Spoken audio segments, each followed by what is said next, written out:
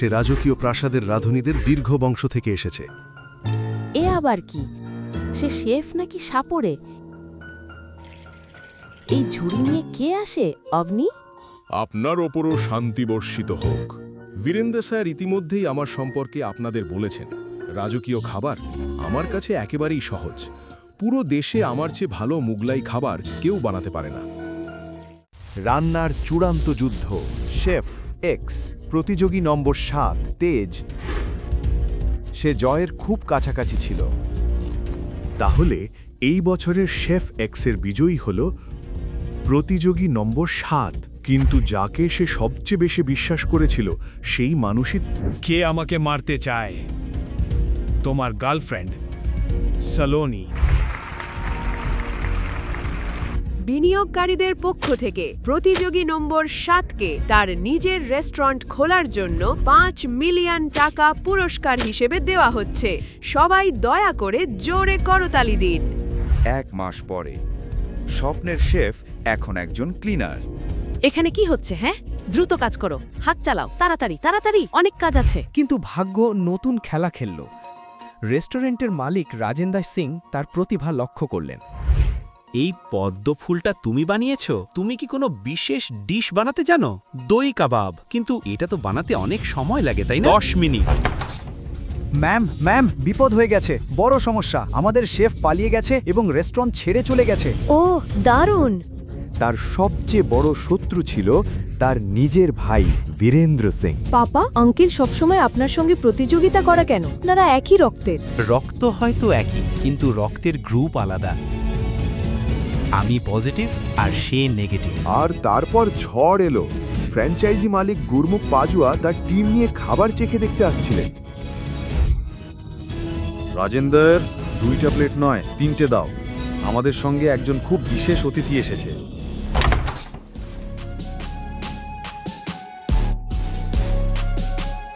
Chef Kunal Kapoor. ভাই, আমি বহু বছর ধরে আপনার ফ্র্যাঞ্চাইজি চালাচ্ছি। যদি কোনো ভুল করে থাকি দয়া করে বলুন, যা যা দরকার পরিবর্তন করার চেষ্টা করব। দেখো, আমি শুধু ব্যবসার ব্যাপারেই ভাবি। স্বাদ ভালো হলে তবেই বিক্রি ভালো হবে। তাহলে ঠিক আছে, আমরা আপনাদের দারুণ খাবার পরিবেশন করব, তার স্বাদ আপনাদের দেব। কাটারিয়া স্যার, এখানে মনে হচ্ছে সবাই খুব ঝাল লঙ্কা খেয়েছে। ঝাল? এখন দেখুন, আমার কাছে মাত্র একটি ফ্র্যাঞ্চাইজি আছে, কিন্তু প্রতিযোগী 2 জন। সিদ্ধান্ত নেওয়া কঠিন। কঠিন? খুবই কঠিন। স্যার, যথাযথ সম্মানের সঙ্গে বলছি, ফ্র্যাঞ্চাইজি দেওয়ার আগে যিনি এটি চালাবেন তাকে পরীক্ষা করা গুরুত্বপূর্ণ। হ্যাঁ, চলুন এভাবে করি। এই 2 ভাইয়ের মধ্যে একটা প্রতিযোগিতা হোক। তাদের শেফরা একের পর এক ডিশ বানাবে, আমরা সেগুলো চেখে দেখব এবং যে ভালো ডিশ বানাবে তাকে ফ্র্যাঞ্চাইজি দেওয়া হবে। আপনার কি মত? যেমন সবাই আপনার টিভি শোতে দেখে, ঠিক সেভাবেই প্রতিযোগিতার আয়োজন করি। ঠিক আছে, সেই কারণেই তো আপনাকে এখানে এনেছি। আজ আপনি এগিয়ে এসে আমাদের চূড়ান্ত সিদ্ধান্ত দিন না কেন? ঠিক হয়েছে। এখন শুরু হচ্ছে রান্নাঘরের যুদ্ধ। 2 ভাইয়ের মধ্যে নাম, সম্মান, রেস্টুরেন্ট সবকিছুই বাজি রাখা হয়েছে। ঠিক আছে, তাহলে আমি এই চ্যালেঞ্জ গ্রহণ করছি। দারুণ। কিন্তু আমার ভাইকে আমার একটি শর্তের সম্মত হতে হবে, এই কাগজে সই করে। কি কাগজ? কোন কাগজ? এটা কেমন চালাকি আঙ্কেল? এই অনুযায়ী যদি রাজেন্দর এই চ্যালেঞ্জে হেরে যায়, তাহলে সে আর কখনো কোথাও কোনো রেস্টুরেন্ট খুলতে পারবে না। আর যদি খোলে, তাহলে তাকে আমাকে 90% শেয়ার দিতে হবে, কারণ রেস্টুরেন্ট ব্যবসার আইডিয়াটা আমার ছিল। তাহলে বড় ভাই, তুমি কি এখনো রাজি?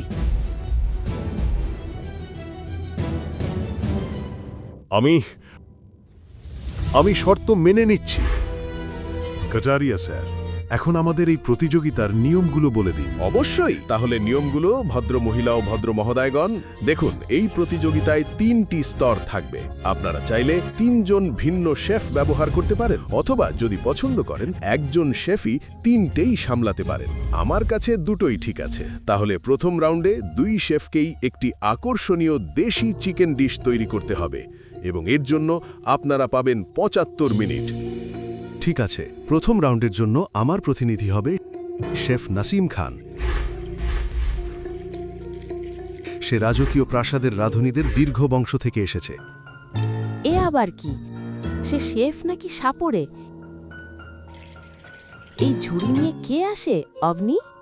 আপনার ওপরও শান্তি বর্ষিত হোক। বীরেন্দ্র স্যার ইতিমধ্যেই আমার সম্পর্কে আপনাদের বলেছেন। রাজকীয় খাবার আমার কাছে একেবারেই সহজ। পুরো দেশে আমার চেয়ে ভালো মুগলাই খাবার কেউ বানাতে পারে না। রাজেন্দ্র ভাই, বাজি, আপনার শেফকে সামনে আনুন। আসলে আমাদের 3 জন শেফ নেই, কিন্তু আমাদের কাছে তেজ আছে।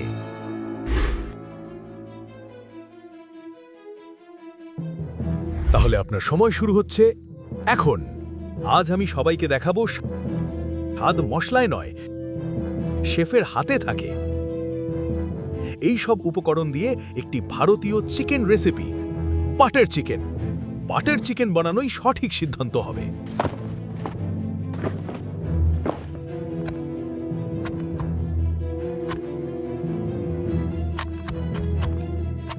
ওর হাতগুলো বোর্ডের ওপর দেখছেন? ঘড়ি সেকেন্ডের কাটার মতো চলছে। সর সর, এত দ্রুত আর এত পরিষ্কার, অবিশ্বাস্য। ওই কচ্ছপটা এত হাতই নাড়াচ্ছে না বোকা। কি ভাবছে সে? ধীরে কাজ করলে নাকি ডিশ ভালো হবে? কেউ ওকে বলো।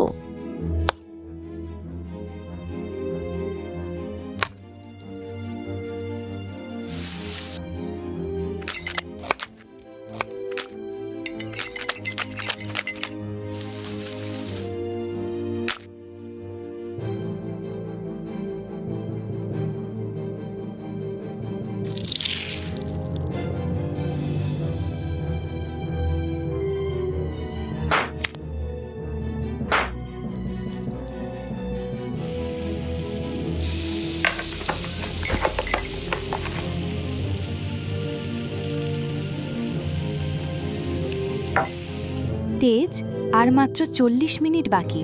সুভাষ আর আমি এখানে আছি, তুমি পারবে, তাই তো? কাটা, দেওয়া, রান্না সবকিছুর একটা সঠিক ক্রম আছে। সঠিক ক্রম মেনে চললে তাড়াহুড়োতে কোনো ক্ষতি হয় না।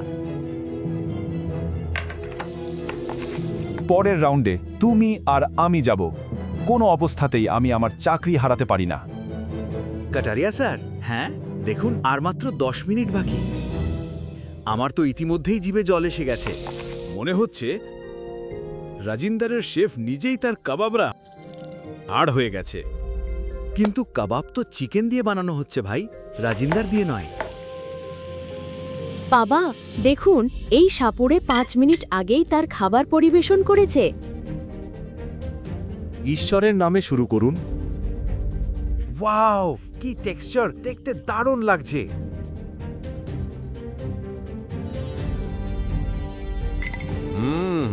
গুরমুখ স্যার, চেখে দেখুন, চেখে দেখুন, আঙুল চাটতে থাকবেন। আমি তো মজা করছিলাম, কিন্তু আপনি তো সত্যিই আঙুল চাটছেন।